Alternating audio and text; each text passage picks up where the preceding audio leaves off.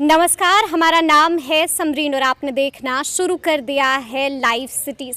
देखिए, सक्षमता परीक्षा को लेकर विवाद है कि थमने का नाम नहीं ले रहा है। आपको मालूम है कि सक्षमता परीक्षा की शुरुआत 26 तारीख से होनी है और अब अगर हम आंकड़ों की बात करें तो आपको बता दें कि 70% नियोजित शिक्षकों ने ही सक्षमता परीक्षा का फॉर्म भरा है, यानी कि 30% नियोजित शिक्षक अब भी ऐसे हैं जिन्होंने सक्षमता परीक्षा का फॉर्म नहीं भरा है।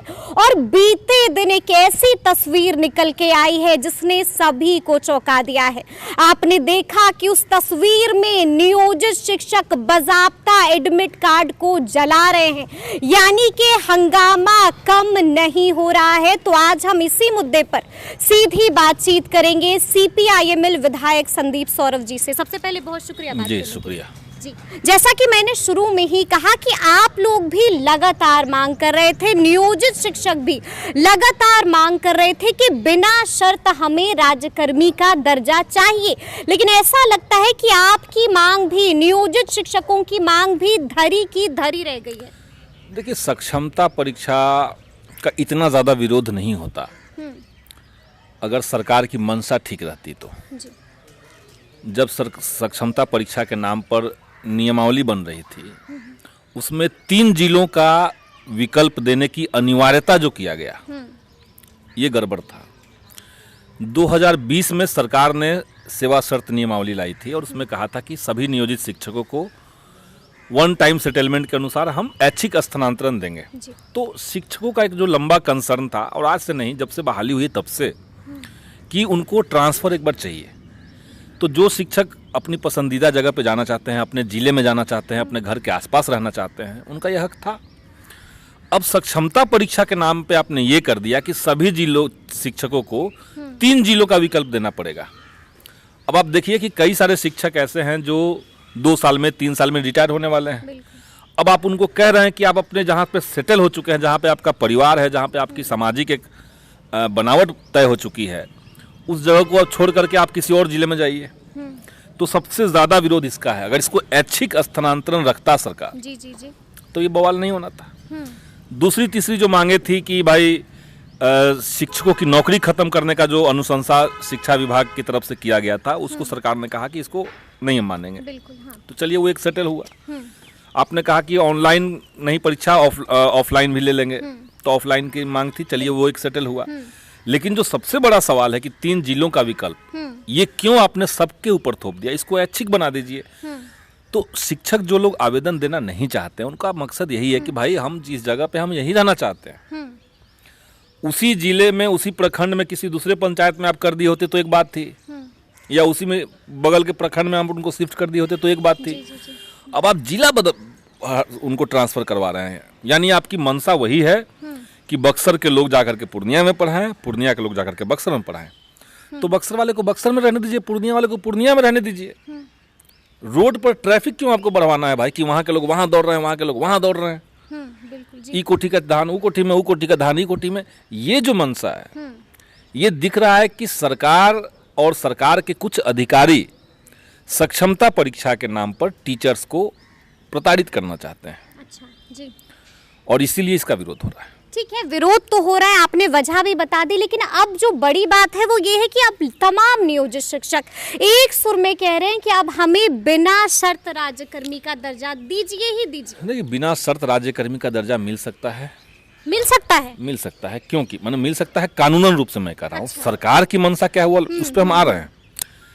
जैसे जो शिक्षक अभी हैं, अब सरकार का तर्क है कि भाई कानूनी बाध्यता है हमारे लिए, कुछ मामूली सी परीक्षा हम लेंगे। हालांकि ये मामूली सी परीक्षा अब रही नहीं। जैसे ही आपने कह दिया कि सक्षमता परीक्षा का सिलेबस जो होगा वो BPSC का होगा, तो आप यानी मान के चल रहे हैं कि जो प्राइमरी के टीचर हैं, जो पिछले 15 साल से प्राथमिक के बच्चों को अल्फ़ाबेट सिखा रहे हैं, उनसे आप चाह रहे हैं कि वो BPSC का सिलेबस पे एग्जाम दे दें, आप फेल कर जाएंगे तो नौकरी छीन लेंगे। तो सरकार अगर सक्षमता परीक्षा या तो ना ले, अगर उनको परीक्षा लेना ही है एक कानूनी अनिवार्यता का करके, तो डिपार्टमेंटल परीक्षा लीजिए, जिसकी तरफ माननीय मुख्यमंत्री जी ने भी कहा था कि मामूली सी परीक्षा लेनी है, अलग सी परीक्षा लेनी है। हाँ, लेकिन अपर मुख्य सचिव का जो मंशा है वो ये नहीं है। मुख्यमंत्री कुछ कह रहे हैं, विभाग के अंदर अधिकारी कुछ और कर रहे हैं। तो इसीलिए सक्षमता परीक्षा का एक शिक्षकों को उत्पीड़ित करने का एक माध्यम बनाने की तैयारी चल रही है और इसका हम लोग विरोध कर रहे हैं। अच्छा, आपको क्या लगता है 26 तारीख से शुरुआत हो रही है सक्षमता परीक्षा की, क्या लगता है क्या नियोजित शिक्षक सक्षमता परीक्षा देंगे या फिर खुलकर बायकॉट कर देंगे? जो लोग परीक्षा में फॉर्म भर चुके हैं वो तो ये सब जानते समझते ही फॉर्म भरे हैं। फॉर्म तो भर दिया है, लेकिन ये कह रहे हैं कि फॉर्म तो हमने भर दिया है लेकिन अब भी हमें बिना शर्त राज्यकर्मी का दर्जा मिले। बिना शर्त राज्यकर्मी का दर्जा उनको मिलना चाहिए, मैं तो कह ही रहा हूँ। अब तो बहिष्कार तो नहीं ना कर देंगे एग्जाम? अभी तो वही लोग बताएंगे। लेकिन आपके पास भी भीड़ लगी रहती है, लोग आते हैं संदीप सौरभ से मिलने के लिए, क्या कहते हैं, क्या मूड बना रहे हैं? हमने उनकी मांग को देखिए सरकार के पास एक बार नहीं 2-3 बार रखा। मुख्यमंत्री जी के सामने भी हमने बात कही थी।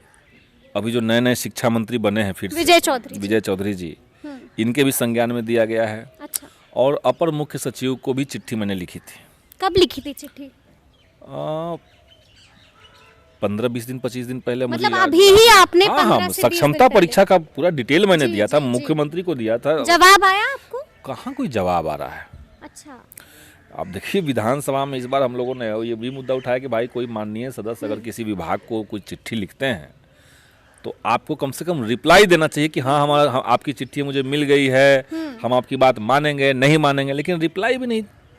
तो ये पूरी तरीके से अधिकारियों के मनमानेपन का शिकार बिहार की जो शासन व्यवस्था है वो हो रही है। अच्छा। और नीतीश कुमार जी इसीलिए जाने जाते हैं कि वो अधिकारी राज बनाना चाहते हैं बिहार में। आपने देखा है कि सदन के अंदर 3-3 बार बात कहने के बावजूद एक अधिकारी उनकी बात नहीं सुन रहा था। तो यही अधिकारी राज कहलाता है। अब इसका एक मैसेज है, मैसेज ये है कि तमाम विधायक ये समझ लीजिए कि जब अधिकारी मुख्यमंत्री का बात नहीं सुन सकता है तो आपकी क्या औकात है। अच्छा, औकात क्या है? यही मैसेज है ना इसका। जी। कि कोई विधायक की बात क्यों सुनेगा अगर कोई मुख्यमंत्री की बात नहीं सुन रहा है तो। अच्छा। और 3-3 दिन बिहार विधानसभा के अंदर मुख्यमंत्री कोई बात कह रहे हैं, तार्किक बात कह रहे हैं, नियम के अनुसार बात कह रहे हैं, तब भी कोई पदाधिकारी अड़ा हुआ है। ऐसा हुआ है जी। तो इसका एक मैसेजिंग है। मैसेज यही है कि अधिकारी जो चाहेंगे वो करेंगे। जब सीएम की नहीं सुन रहे हैं तो विधायकों की बात क्यों सुनेंगे? मतलब कि आप लोग भी अपनी बोलती बंद कर लीजिए, अपनी मांगे पॉकेट में रख लीजिए। यही चाह रहे हैं लोग। अच्छा। और इसके पीछे की जो राजनीति है वो भी मैं आपको बता दूं।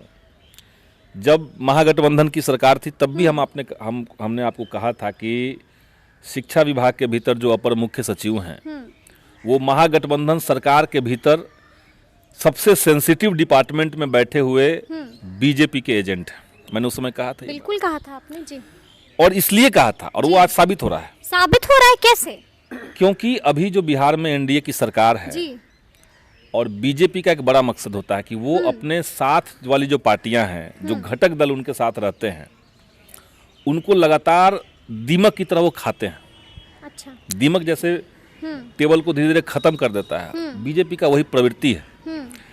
अब बीजेपी के दिमाग में ये बात है कि अगर मुख्यमंत्री की बात कोई अधिकारी लगातार नहीं सुनेगा तो मुख्यमंत्री का जो इकबाल है, जो उनकी पद की गरिमा है, वो जनता की नजर में हास्यास्पद हो जाएगा। अच्छा। और इसीलिए अपर मुख्य सचिव ने मुख्यमंत्री की बात लगातार नहीं सुनी। इसके पीछे बीजेपी का एक टैक्टिक्स काम कर रहा है। लेकिन ये वही बीजेपी है जो के पाठक पर काफी फायर रहती है। आप कह रहे हैं एजेंट है बीजेपी। कहाँ फायर रहती है? अरे सम्राट चौधरी ने भी बहुत कुछ बोल दिया है। विजय सिन्हा भी इतना आक्रामक है। अभी सम्राट साफ कह रहे हैं कि छुट्टी होनी चाहिए, इलाज तो आप बताइए इलाज कर क्या करेंगे वो जी? आपको लग रहा है कि अगर वो फायर हैं हाँ? तो वो अभी तो डिप्टी सीएम तक आ चुके हैं पद पे। विधानसभा के अंदर मांग उठ चुकी है कि उन्होंने जो आउटसोर्सिंग एजेंसियों की बहाली की है बिना किसी ठेके का, उस पर जांच हो। तो अगर वो डिप्टी सीएम हैं और बार बार ये इलाज की बात कहते हैं तो शिक्षा विभाग का जांच करवा के देख लें। शिक्षा विभाग की जांच करवा के देख ले जी। क्योंकि के पाठक के आदेश से ही बिना किसी टेंडर का ठेका मिला सबको। और 1-2 पद नहीं, लाखों की संख्या में बहालियां होनी है। मैं आपको बता दूं कि बिहार के स्कूलों के अंदर आज के समय में करप्शन इतना ज़्यादा है कि स्कूल में आप जाइए, आउटसोर्सिंग एजेंसी ने वहाँ पे कंप्यूटर प्रोवाइड करवाया है, बाकरगंज में पता लगा लीजिए कि उस कंप्यूटर का कीमत क्या है, 12,000 10,000 का वो कंप्यूटर है, 70,000 जी उस आउटसोर्सिंग एजेंसी को उसके लिए पैसा दिया जा रहा है। मतलब 10,000 का कंप्यूटर 70,000 में दिया जा रहा है। अच्छा, मतलब ये कोई तथ्य के आधार पर बात कर रहे हैं संदीप सौरभ या अफवाहों की बात मान रहे हैं? अफवाहों की बात कैसे है, हम लोग तथ्य है, सबूत है, तथ्य है ना। आप रैंडम जाइए किसी भी स्कूल में जी, आप जाइए और पता लगाइए कि क्या आपके विद्यालय में कंप्यूटर सप्लाई हुआ है। अगर वो हुआ है तो आप जांच कर लीजिए। तो क्या अपने शिक्षा मंत्री विजय चौधरी ये तो मीडिया का काम है। सबूत जो आप कह रहे हैं ये आपके तो पास है? नहीं, हमने जो सबूत दिया उस पर हम बता रहे हैं, लेकिन ये तो मीडिया का काम है जी कि आप लोग जाकर के स्कूल में पता लगाइए कि जो शेड बन रहा है, जी जी जी, जिसका खर्च मुश्किल से 60-70 हजार होगा, जिसमें कोई दीवार नहीं है, सिर्फ आप एक लोहे का डंडा गाड़ रहे हैं, उस पर टीन का छत दे रहे हैं, 4 लाख का आप पैसा कटवा ले रहे हैं उसका। 4 लाख उसके लिए शिक्षा विभाग से उनको मिल रहा है, आउटसोर्सिंग एजेंसी को। जी। कंप्यूटर जो दे रहे हैं 70,000 का, 10,000 का कंप्यूटर है। यहाँ तक कि विद्यालय अपने प्रबंध कमेटी की तरफ से या जो विकास कोष है उनका, उसकी तरफ से जो थाली खरीदता था, जिसके साथ शिक्षक अपना गए किसी बाजार से थाली खरीदे होलसेल में, थाली के साथ चम्मच और गिलास फ्री मिल गया, आपने कह दिया नहीं अब एजेंसी थाली खरीद के आपको देगी। तो एजेंसी का थाली देखिए, दाल टपक रहा है नीचे उस थाली से और कीमत डबल है। जी, जी, जी। तो ये सब जो हुआ बिना किसी टेंडर का, जी। इतना मुरेठा बांध करके इलाज करने में अगर इच्छुक हैं सम्राट चौधरी, सीएम, अच्छा, तो इस पूरे चीज का जांच करवा ले, वो जांच करवा ले, मतलब दावे के साथ कर रहा हूं जी जी कि बिहार में पिछले दिनों शिक्षा विभाग के अंदर जितना भ्रष्टाचार हुआ, हाँ। उतना और किसी विभाग के अंदर शिक्षा विभाग के अंदर भ्रष्टाचार, मुख्यमंत्री को सुना है ना, ईमानदार हैं के पाठक, हम आपको याद दिला दे, मुख्यमंत्री ने कहा नहीं, है। ईमानदार हैं कि नहीं है आप वो, कह रहे हैं भ्रष्टाचार तो हुआ मुख्यमंत्री है। क्या किसी जांच एजेंसी के लीडर हैं? सूबे के मुखिया हैं, सूबे के मुखिया हैं। जी। तो सूबे की मुखिया बिहार की जनता को ये बता दें कि क्या ये इस सूबे में ये नया नियम बन गया है कि बिना किसी टेंडर का आप ठेका कंपनियों को ठेका देंगे? पूरे बिहार में जितने सरकारी कॉलेजेस हैं, जी।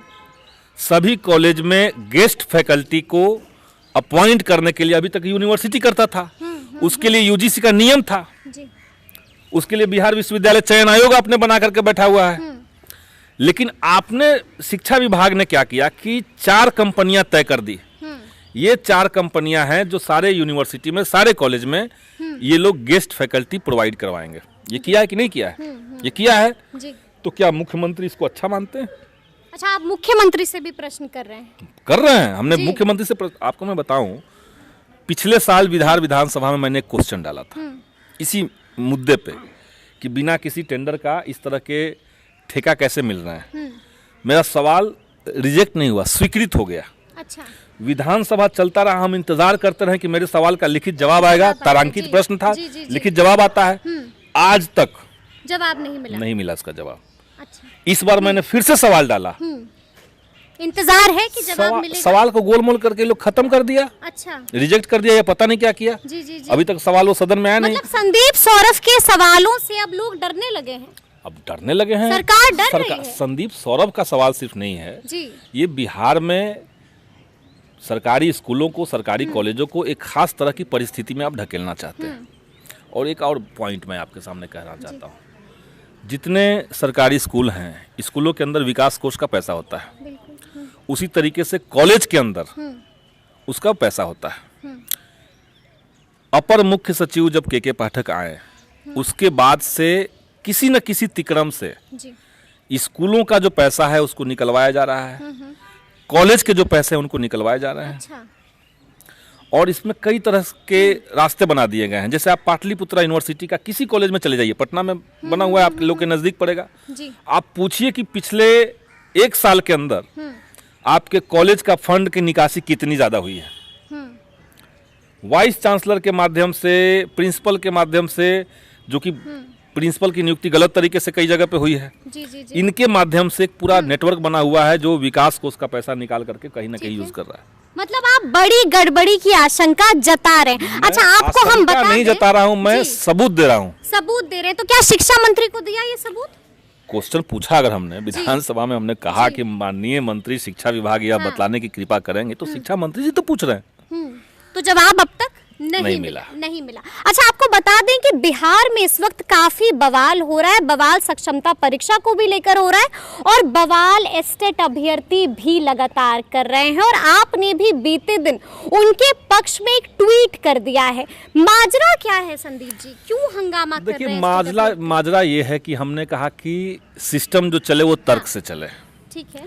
कोई भी बहाली होगी तो बहाली से पहले उस बहाली में जो योग्य बच्चे हैं उनका चयन होगा।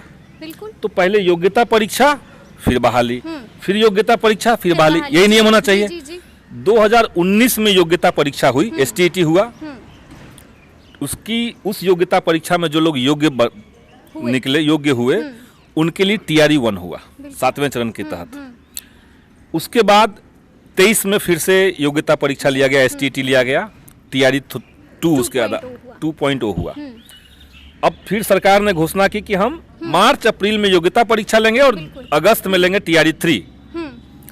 लेकिन जब सरकार बदल गई, टीआरई 3 अभी ही होगा, अगस्त में होगा 4.0। लेकिन पहले जो घोषणा हुआ था, जो कैलेंडर जारी किया गया था, वो अगस्त का था। आप याद कीजिए, टीआरई 3 पहले अगस्त में होना था। लेकिन जब सरकार बदल गई और भाजपा वाले लोग जब आ गए, तो भाजपा वालों को तो ये लोग समझ में ये सब मुद्दा आता नहीं है। अच्छा। अब उनको लगने लगा कि भाई बिहार में रोजगार का मामला है, हम भी कुछ देते हैं, ये दिखाना है उनको। तो बिना योग्यता परीक्षा आयोजित किए हुए आनन फानन में जो परीक्षा अगस्त में होना था, उसको पहले कर दिया, उसको अभी ले रहे हैं लोग। क्यों भाई? क्योंकि इनको मैसेज देना है कि लोकसभा से पहले कि हम भी रोजगार दे सकते हैं। 17 साल जब थे तो नहीं देना था। लेकिन एक लकीर जब महागठबंधन की सरकार ने खींच दी, तो बेचारे कि इसी में कुछ हम भी गंगा नहा ले। लेकिन ये भूल गए कि इससे पहले वो लोग योग्यता परीक्षा नहीं लिए। अब टीआरई 3 की आपने घोषणा कर दी, इससे पहले आपने स्टेट लिया ही नहीं। हाँ। तो इस टीआरई 3 में बैठेगा कौन? वही बच्चे जो टीआरई 1 में थे, टीआरई 2 थे, सिर्फ उनको मौका मिलेगा। नए बच्चों को आपने मौका दिया नहीं। इसलिए हमने कहा कि या तो आप पहले स्टेट ले लीजिए, उसका रिजल्ट आएगा तब आप टीआरई 3 लीजिए, कोई आपत्ति नहीं है किसी को।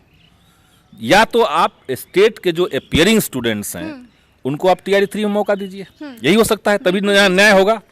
ये एक बात है। मतलब इसी को लेकर जो हंगामा, इसी से जुड़ा हुआ दूसरा मुद्दा भी मैंने कहा। हाँ। मैंने ये भी कहा है कि महागठबंधन की सरकार जब तक थी तो हमने पूरा प्रयास किया कि आरक्षण को ठीक तरीके से लागू किया जाए, जो ओबीसी एससी एसटी के सीट्स हैं उनको भरा जाए। टीआरई 1 में, टीआरई 2 में, दोनों परीक्षाओं में एससी एसटी और ओबीसी के हजारों पद रिक्त रह गए। विभाग ने कहा कि चलिए टीआरई 3 जब हम लाएंगे तो बैकलॉग के तहत इसको भरेंगे। आज का अखबार में देख रहा हूं आपके सामने पड़ा हुआ है, टीआरई 3 की रिक्तियों की घोषणा हो गई, बैकलॉग कहीं पे नहीं दिया। तो हम लोग जो कहते हैं कि भाजपा वाले लोग आरक्षण को खत्म करना चाहते हैं, वो इसीलिए कहते हैं। अच्छा। कि भाजपा जब सरकार में आ गई तो जानबूझ करके बैकलॉग को खत्म कर दिया। तो जो ओबीसी एससी एसटी के जो अभ्यर्थी हैं, जिनका पद खाली बचा रह गया, उनको आप जोड़ना चाहिए था इस बार।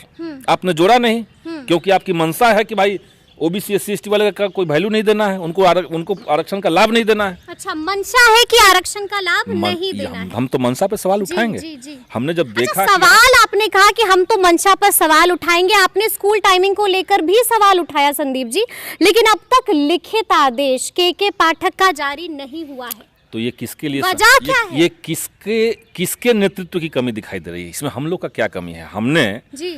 हमने ये तर्क दिया था मुख्यमंत्री जी को कि भाई देश में राइट टू एजुकेशन एक्ट चल रहा है, उस एक्ट में ये लिखा हुआ है कि बच्चों को स्कूल के अंदर कितने घंटे तक पढ़ना चाहिए, कोई सरकारी स्कूल कितना दिन खुलना चाहिए। तो मुख्यमंत्री ने तो कह दिया था। ये सब राइट टू एजुकेशन में है। बिहार के स्कूल उससे ज्यादा दिन खुलते हैं, उससे ज्यादा घंटे तक पढ़ाई होती है बिहार के स्कूलों में। जब ये सब चल रहा था तो आप सुधार बाकी जो करना था वो करते। लेकिन जब बिहार उस क्राइटेरिया को पहले से ही फुलफिल कर रहा था, आपने छुट्टियों में कटौती कर दिया, आपने स्कूल का टाइमिंग बढ़ा दिया, जो केवल टीचर के खिलाफ नहीं है बल्कि बच्चों के भी हित में वो नहीं है। और इस पे देश के अंदर 1-2 कमेटी नहीं है, कई कमेटियों ने कहा है कि बच्चों को आप ज्यादा बस्ता मत दीजिए, बच्चों को आप 8-8 घंटा मत बैठाइए स्कूल में। ये कई कमेटियों का सिफारिश है। तो जो व्यक्ति शिक्षा को लेकर के संवेदनशील रहेगा वो इस तरह कदम उठाएगा ही नहीं। लिखित आदेश, लेकिन एक सनकी अधिकारी ने कह दिया कि सनकी अधिकारी, मैं बता रहा हूँ, 9 से 5 उन्होंने कह दिया। मुख्यमंत्री ने कहा कि नहीं 9 से 5 नहीं चलेगा। 3 दिन सदन में कहा उसके बावजूद अधिकारी नहीं सुन रहे हैं। अच्छा। और आप जदयू के और वक्ताओं से सुनिए जी, और जी। लोगों से बात कीजिए, सब लोग कहेंगे नहीं नहीं हो जाएगा। अरे तो हो जाएगा तो पहले दिन क्यों नहीं हो गया? अच्छा, खबर तो ये भी आ रही है कि सीएम नीतीश ने आज फिर तलब कर लिया है के पाठक को। एकदम तलब करना चाहिए, उनसे पूछना चाहिए कि आपको लोकतंत्र पे यकीन है कि नहीं है, और अगर है जी तो सदन की बात आप कैसे ठुकरा सकते हैं? लगता है कि सीएम नीतीश एक्शन लेंगे पाठक जी पर। अब ये तो नीतीश जी के ऊपर डिपेंड करता है। मतलब आप लोग भी तो सहयोगी रहे हैं ना? रहे हैं सहयोगी। क्या तो लगता रहे है हैं। एक्शन होगा कि नहीं होगा? देखिए, एक्शन हो न हो वो बाद की चीज है। हम दो ही चीज चाहते हैं। हाँ। हम एक चाहते हैं कि सीएम पद की गरिमा बनी रहे। आज सीएम नीतीश कुमार जी हैं, कल कोई और आएंगे, लेकिन पद की गरिमा बनी रहे। एक चीज हम ये चाहते हैं। दूसरी चीज हम चाहते हैं कि चूंकि सरकार ने ये घोषणा कर दिया है कि हम कुछ कुछ विभागों में जांच करवाएंगे, बिल्कुल। तो हम सरकार से यही चाहते हैं कि उसमें एक शिक्षा विभाग आप जोड़ लीजिए। क्यों जोड़ लीजिए? क्योंकि आपका एक क्राइटेरिया एक तो ये है कि हम जदयू के मंत्रियों का नहीं जांच करवाएंगे, सिर्फ आरजेडी के जो मंत्री हैं उनका जांच कराएंगे। अच्छा। उस लिहाज से आपका शिक्षा विभाग भी ठीक है, शिक्षा विभाग भी आपका उचित है। वहां भी आरजेडी के मंत्री थे। आरजेडी के जो उस समय मंत्री थे प्रोफेसर चंद्रशेखर साहब, वो खुद ही मांग कर रहे हैं कि हमारे विभाग का भी जांच करवाइए। अच्छा, मतलब उनको भी बड़ी गड़बड़ी की आशंका है, क्योंकि जितने गलत फैसले लिए गए, एक फैसले में भी उनकी सहमति नहीं ली। मतलब लग रहा है आपको कि अगर जांच होगी तो फंस जाएंगे पार्टी? करवाइए, हम तो मांग करते हैं सरकार से जी कि जांच करवा लीजिए और दूध का दूध पानी का पानी कर दीजिए। तो आपने सुना क्या कुछ कहा है संदीप सौरभ जी ने। तो ये पूरी बातचीत आपको कैसी लगी है कमेंट करके हमें जरूर बताइएगा। तो इस तरह के तमाम अपडेट्स के लिए ऐसे ही हमारे साथ बने रहिएगा और देखते रहिएगा लाइव सिटीज। बहुत शुक्रिया।